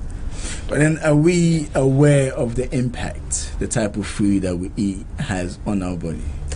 I'm not sure a lot of us are. I think this is what I mean when I say, like, our religion, our the societal values, you know, the way they impact the choices we make, because I think many of us are so focused on living our lives and going to work and making money, you know, especially in a different society, which I guess makes it more challenging. So some of the things that maybe would come more naturally if people were in their more sort of natural environment, or if they don't necessarily come as natural because they're not priority. I think people are becoming a lot more conscious about health and the choices they make, but I still think we have a long way to go in terms of, you know, because our food, you know, there's a lot of rich African dishes out there, and some of them are very healthy, some of them probably need a little bit of tweaking to make them more healthy than they are, but sometimes the issue is the way we eat that and the way we live our lives. So if I think about something really popular like, I don't know, jollof rice or pounded yam and egusi soup. Really nice, heavy meal. Probably it's got a lot of nutrients in it, but also very heavy, very rich. So someone maybe doing a shift job comes home and has it at 10 o'clock at night, and then goes straight to bed. It's probably not the best thing, and maybe during the day they've had a Big Mac, etc. So these are the kind of things I think we need to think about that I think people are not necessarily that aware of. Kiki? I agree. I think one of the things that I have become aware of as I'm growing older is that our food is necessary for us, our DNA. And so, yeah, it's serious, but it's true. But our lifestyle goes against it because, as you said, somebody does shift work. However, you come home and you are looking forward to the egusi stew at night, so you eat it. But then there is no time to wait for it to digest, apart from the fact that it's late, it's nighttime, and nighttime is for sleep. So you go immediately to bed, and then the food has not digested. It sits there in your stomach. So you have all these men with their huge pot bellies, etc. Then also it's we kind of copy. It's nice to eat other, to be cosmopolitan enough to try other foods, but cheese, for example, may not necessarily be good for our DNA. Or some type of cheese. Sometimes they don't break down properly, and we are mostly lactose intolerant. It's not just us, the Chinese are as well. So if we are not used to this sort of thing, but then we're eating the cornflakes and things thinking this is light and all of that, so much milk and all of that, it also does adverse things to our stomachs. I'm not a scientist. I don't know much about nutrition. But as I said, no, because as you grow and you learn, these are the situations. I actually one day had to go and sit in front of a dietitian, and she said to me that, if you look at my size, so you may think, oh, she's fat, etc. But this is my makeup, this is my DNA. So there may be somebody my size, similar person, different DNA type, may die, and I will be thundering on, because this is my fit, this is my makeup. We need to learn how to, as you said, adapt our food and to suit our lifestyle. But the other thing also is sedentary. For example, I sit all the time. My work is sitting down doing typing and all of that. If you eat heavy food and you're sitting there and you're not moving about, that too could give adverse, it could affect you badly. Is it a case where we can have the heavy food, it can be rich, but as long as you're exercising, you should be okay? I think like Kiki just really raised some really interesting points and some key words that I kind of want to hone into. So one of the things you were saying is that like our DNA makeup, our food, because food like culture evolves over time, and this is the food that, our ancestors, they lived on, they were healthy. Maybe today's not the right time, but I often sometimes use my grandmother as an example. I mean, she, she wasn't necessarily as enlightened or educated as I would say her children were because of the generation she grew up on, but she understood the basics. I remember when she used to teach us about it's important to be active.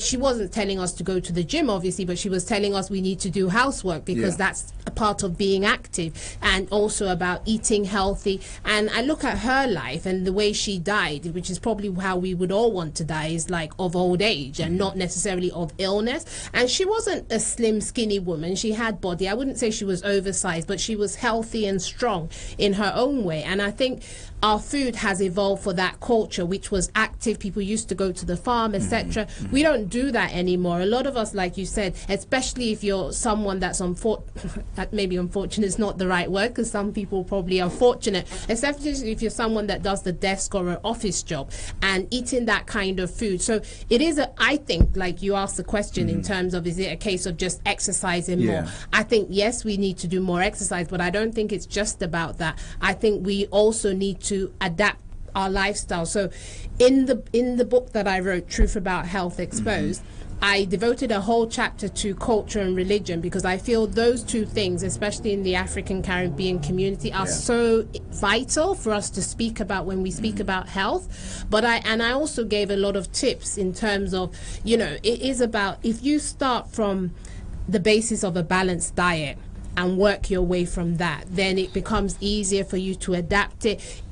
And I also have a podcast, the Matitia podcast online, where I give a lot of tips. So one of the episodes that a lot of people really liked was one where I talked about how to be healthy through 9 to 5. If you're working, if you've got a desk job, things you can do in between to make sure you're active, to make sure you're still burning energy, kind of thing. Some of us eat a lot more than we need to, so it may be we need to look at the portions. It may be if you take 10 pieces of meat with your egusi soup, maybe you need to downsize a little bit. So I don't think we need to change our entire diets or like the food we eat, because there are good things. I mean, egusi is quite rich in vegetables. You've got protein. These are things that are good, but it's how we eat it and how we live our lives. Because health, you're not just looking at one thing, which I think a lot of people do. They think about one thing. They think about maybe just food, maybe just exercise. They forget about mindset. They forget about a lot. So it's looking at things holistically and bringing it together, and also personalizing it, because it is a personal thing. What works for you might not work for me, and so this is what I think we need to be thinking about. Okay, you can join the conversation. You can go onto our Facebook page, GNTV UK, or you can call into the studio 0203 735 8820 or 0203 286 0185. The numbers should be on your screen very, very soon. Now, there was this trend going out across social media where people were saying, if you look at statistics, there are a lot of Africans who are dying of cancer. So I wanted to know if there's any relation as to the type of food that we eat. So I think this is where, like I said, it's a mixture of factors. So in terms of the risk of cancer, and again, trying not to do this too much, but I did devote a whole chapter to cutting your risk of cancer in the book I wrote, because again, that is something that I think is becoming more of an issue within our community. Like I said, food is a central part of health. So there's that. There's also the fact that I think, like you said, a lot of people aren't aware. So apart from eating our food, like I said, which is good in itself in a way, but it's also the fact that we eat a lot more processed food, and this is part of the climate we live in as well. Like the junk food, you go to the supermarket, some of us aren't as conscious as others. We just pick things up. If we see it's cheap and it's a deal, we'll just pick it up. Same thing for our children, so they go out, they eat all these things, and then coupled with all the other things going on, like the stresses of life, the environment we live in, all those things combined are what increases our risk. And the thing is, like, within our community anyway, a lot of us are high risk of things like hypertension and diabetes.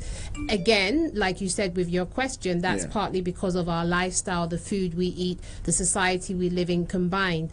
Once you have one disease, your risk of getting another increases, so it almost becomes like a vicious cycle. So yes, cancer, and I think another reason why statistics are saying there's more of us is that more of us are kind of getting tested, more of us are sort of getting screened, so we're picking it up a lot more. I was speaking to a consultant the other day, and he was just saying to me how much of a problem this is within our community, and also the fact that our religion, our cultural beliefs, how those also are a detriment sometimes to our health as well. So when we're talking about our choices, like as Africans, I think it's important for us to think about those things that drive our choices, because those are the things ultimately that are increasing our risk, not necessarily the fact that we're black. No. Kiki, I think he has touched on something. I think we've probably discussed this here before when it comes to religion. If one is seen to be ill, have some form of terminal illness, they refrain from taking medicine because of cultural beliefs or religion. And this is something that happens a lot within our community. It's unfortunate, and it is very unfortunate, because people die, and there are instances where a child dies because the parents are following a certain religion, and so they can't have blood transfusion, or they can't do this, or they can't do that, or somebody is in a dire circumstance, they need certain drugs, but they can't have it, they can't eat this. You are just simple spinach. Maybe you can't have that, but it's good for your iron, etc. But they can't have it because they can't do certain things. All of that is killing us. We need to become more open to what is good for us. First of all, I always say this, education. We need to educate, and you said something which was very interesting, because you said your grandma, not that much educated, but she knew. Most of our food is the reasons for it, the reasons why we eat certain vegetables, the reasons why we eat certain fruit. This is not being taught for us from the Western world. We were doing that before. We ate oranges for digestion, we eat mango, we eat all these things that are now becoming superfoods. They mention these things as superfoods, and it confuses me. New foods. Yeah, as if it's new. But we have it in Africa. We need to stop copying these people. And we need to eat our superfoods that we've known to have had it for years. And they just start something, or they discover something that we've had for years, and then they make it into something, and they send it back to us, but it's always adulterated. I think this is the problem, because I don't know if any of you travel much, but whenever I go back to Africa now, you will notice that there's a massive drive in terms of fast food joints, so places like KFC, McDonald's, and I sit, pizza. And Pizza Hut, and I sit down and watch some of my cousins and friends, and they get really excited about it and stuff, and and then they have that on top of like the proper food, not the ones here, the original ones, and they don't get it. For them, it's like a fad, like you said. Oh, this is nice. It's from abroad. This is what we see on the telly, so it must be good. And that's why, if you look at even the World Health Organization, all this are saying that obesity is on the increase, and in Africa, it's like an epidemic waiting to happen. Okay, we will talk more about that processed food and all of that. We're taking another break. When we come back, we'll talk more. We'll be right back.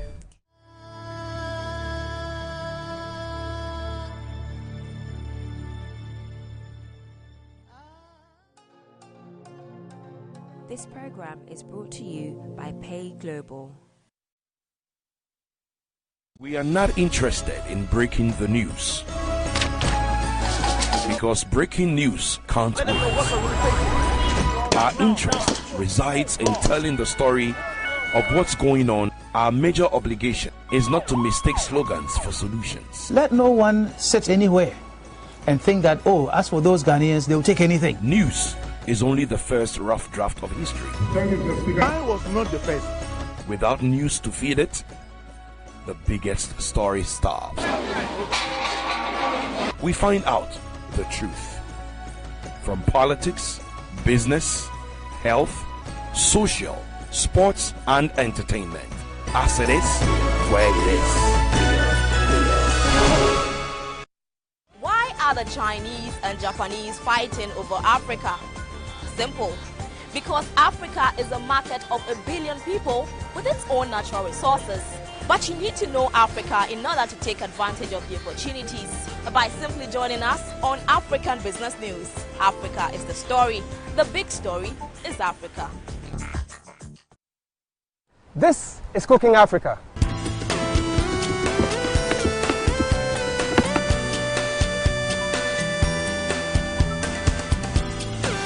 This is delicious. I'll vote Naomi as the winner for today's competition. You're still watching Cooking Africa. Cooking Africa, showing on GNTV. This program is brought to you by Pay Global.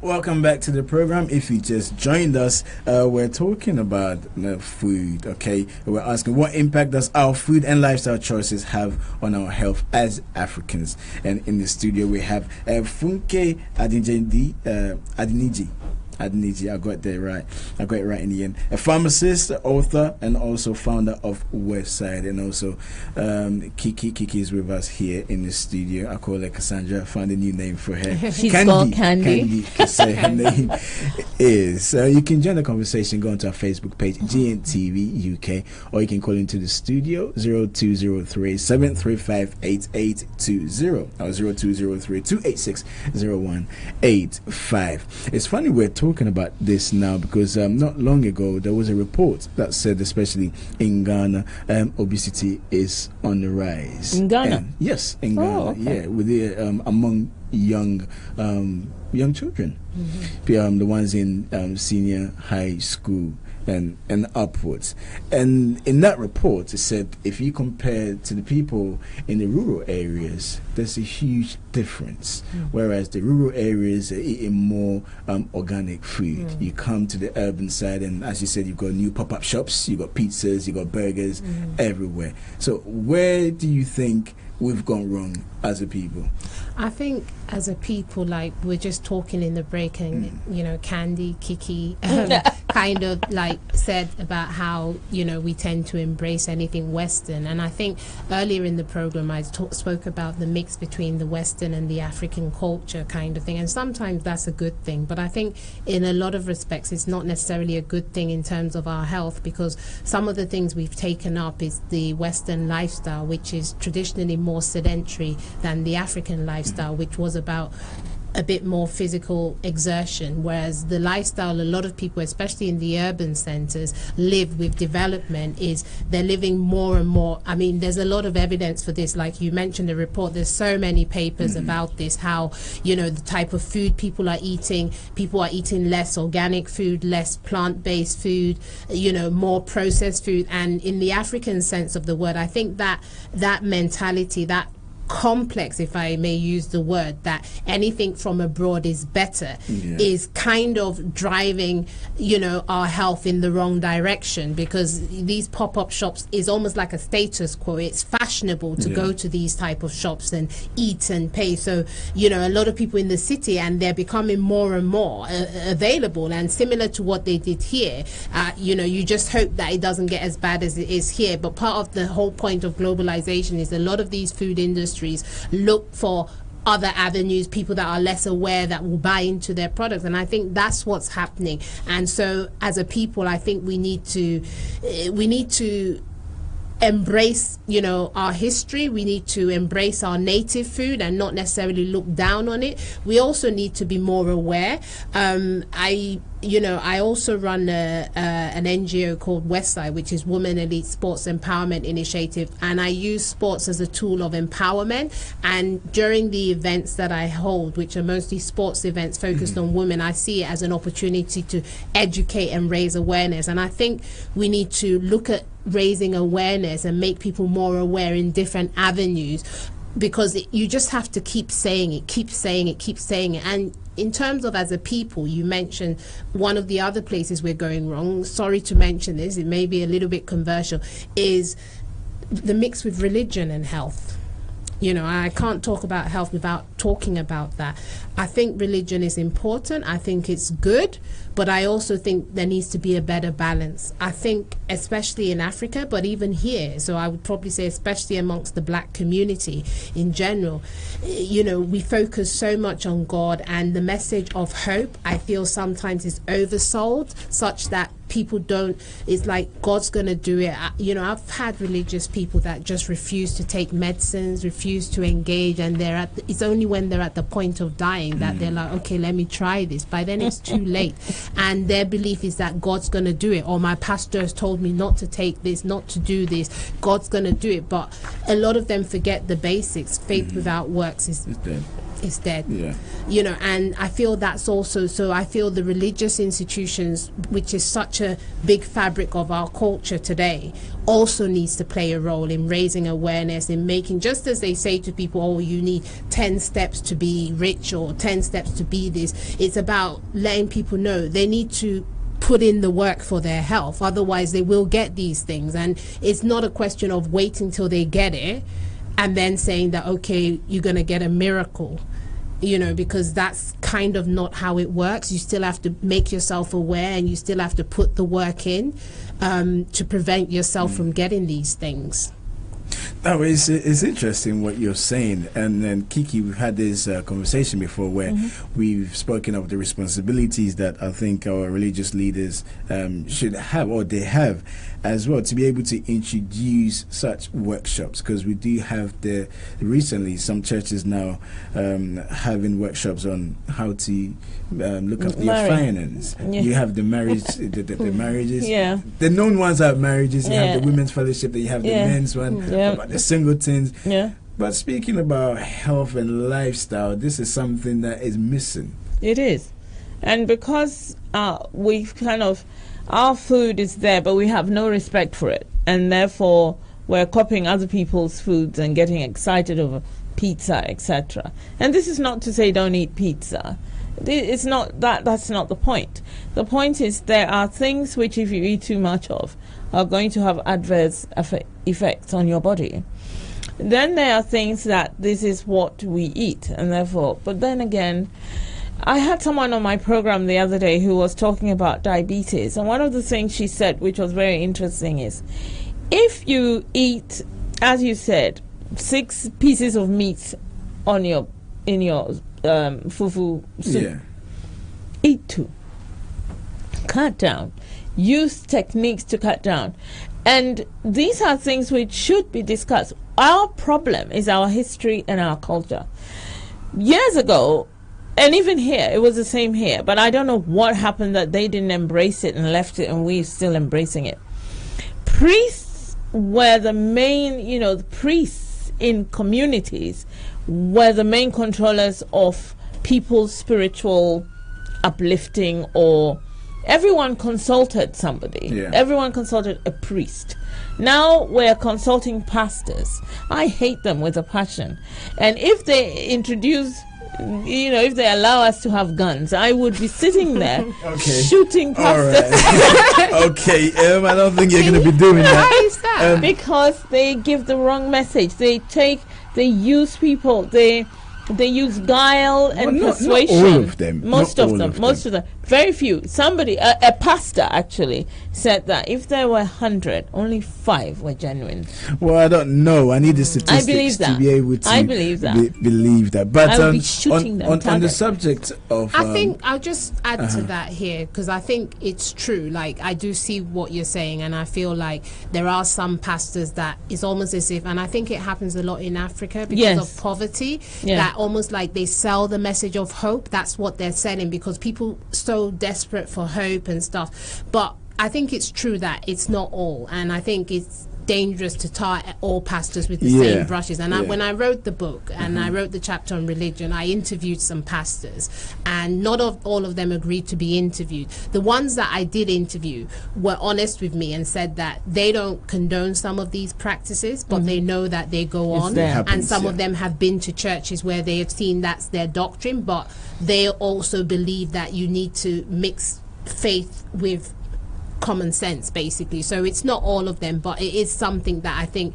there is an issue clearly that needs to be addressed, because if you have one and you think of all the people following that one, and you think of the possible consequences, so one is too many. So it's something that, there needs to be more awareness in those settings and more accountability. I just wanted to mention what Kiki talked about, which was diabetes, and this is something that really affects the Afro Caribbean communities. And just if you could just talk us through some of the preventive measures. So, I mean, the first thing you think about with diabetes, obviously, is sugar, which probably a lot of people know.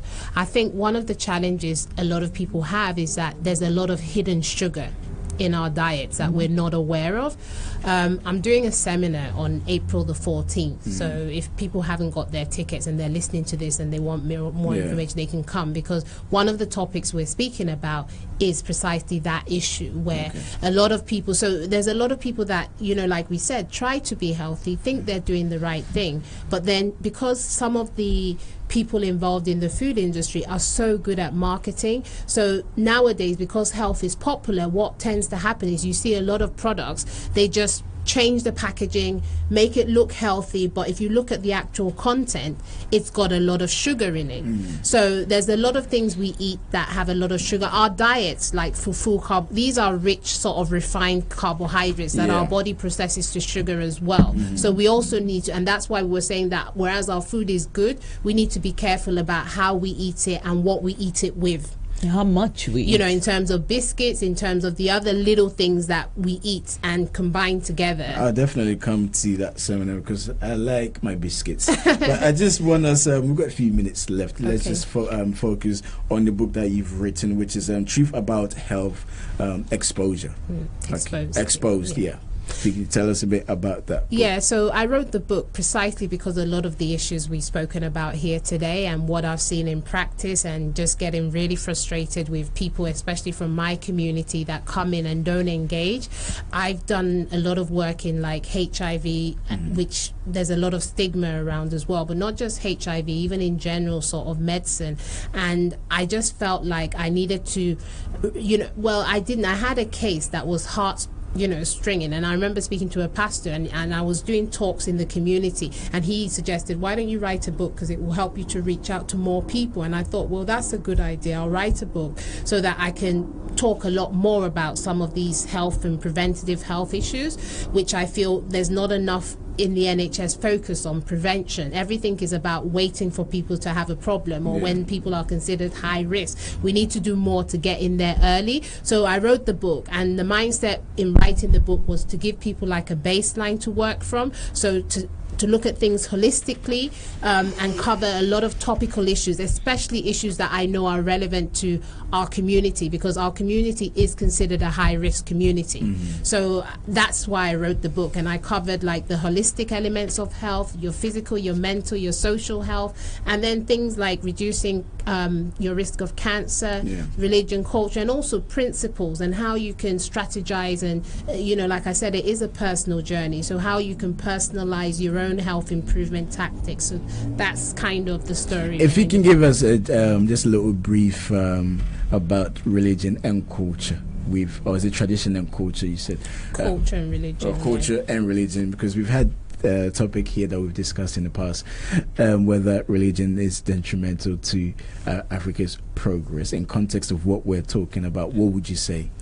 I don't think I would say it's detrimental, because I think religion is a good thing in some ways. It's good for mental health. I think a lot of people, especially when they're in a different society, like an immigrant population in a society, needs that message of hope, that positivity, that hope you get from going to church, also the fellowship, the social well-being. All those things are positive things for our health, and they're good for health. Even the dancing, one could argue that helps your physical health as well, but it's the messages. I think, the pastors need to be more conscious about the messages they're giving out. I think there's a little bit of fear, or I don't know if it's fear or limited knowledge, that they don't really venture much about health. I think some forward-thinking pastors are now starting to have little health sessions in the church where they're inviting people in to speak. I think there needs to be more engagement with mainstream health bodies, and I think that will help get a better balance with religion.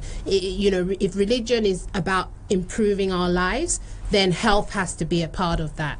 You can't encourage people to improve their life without helping them to improve their health. So I would not say it's a detriment, but I think we can get more out of it to help improve our health as a community. And in your research to leading up to writing your book, with regards to people that you've spoken to and what you have come to realize, what do you think is the biggest misconception when it comes to health within the African community? Biggest misconception.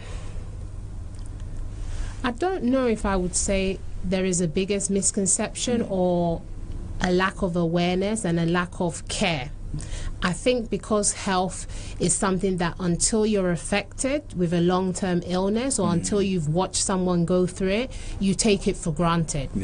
And I think that is the case with our community. We're so busy, people are so busy hustling and working. I was talking to some young entrepreneur chaps, 2 black guys the other day, and they were saying, oh yeah, that when they were in school, they did used to do a lot of stuff, but now they're older, they just haven't got time. And I think for me, it's not a misconception, but I think it's a major challenge. It's like getting people to care more, getting people to not wait until the last minute when it's a bit late to do anything about it. Is getting people to take action and getting people to see past religion. You know, I've seen people, you know, I know someone the other day, you know, his wife was dying of cancer, you know, he wasn't speaking to the children, he didn't want to tell people even though she was dying, because he was still praying and still believing that, you know, there was going to be a miracle at the last minute. So I think the way we handle health matters in the name of faith, that has to change. So these are the things, like our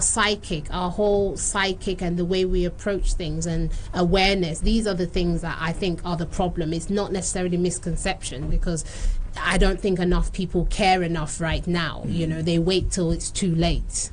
But then we're in a world where everything is fast-paced now, and you're saying that, you know, people need to be aware of what is out there in terms of what we eat. Back in the day, you know, you have time, you prepare your food, you eat, but now everything has to be on the go. So what would you say to people, you know, I would say, and I think in the health sector, we need to do a better job of engaging people and meeting people where they are. I think a lot of times we put messages out, and that's another reason I wrote the book, because I feel policies sometimes can be a bit rigid, and I think we put information out. So we tell you, oh yeah, you need to exercise more, you need to do this, but we don't tell you how. We don't tell you how to adapt your lifestyle and things like that. We don't do enough of that. Sometimes we do, but we don't do enough of that. And I think, like you said, I recognize the fact that our lifestyles are fast-paced. We're all trying to, you know, and I think by engaging with health professionals, by engaging, you know, more, then it can, I mean, like I said, the podcast, I give a lot of tips about, it's very practical. I try to think of ways that you can, you know, get past that fast lifestyle, and that doesn't have to be a hindrance. Okay, we ran out of time. So finally, how can people get a copy of your book? So the book is available on amazon.co.uk. There are links to the book on my website, www.truthabout.healthexposed.com, where you can also see all the podcasts. And if you like us on Facebook and Twitter, I also put regular updates out there. So fantastic. Thank you for joining us this morning. F.E. Adeniji. Finally got it. Thank you as well, Kiki. Thank you for joining us, and to our listeners and our viewers, thank you for participating in the show today. We'll do it again, same time, same place next week. Until then, enjoy your weekend. Goodbye.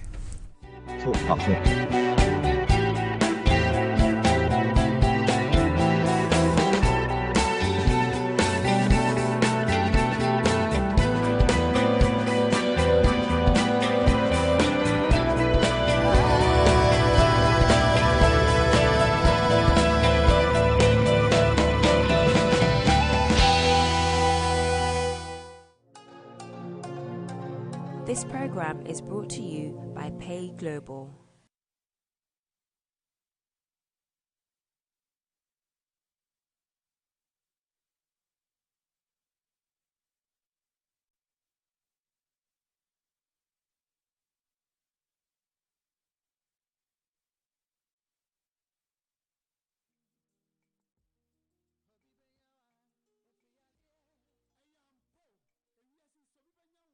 We are not interested in breaking the news.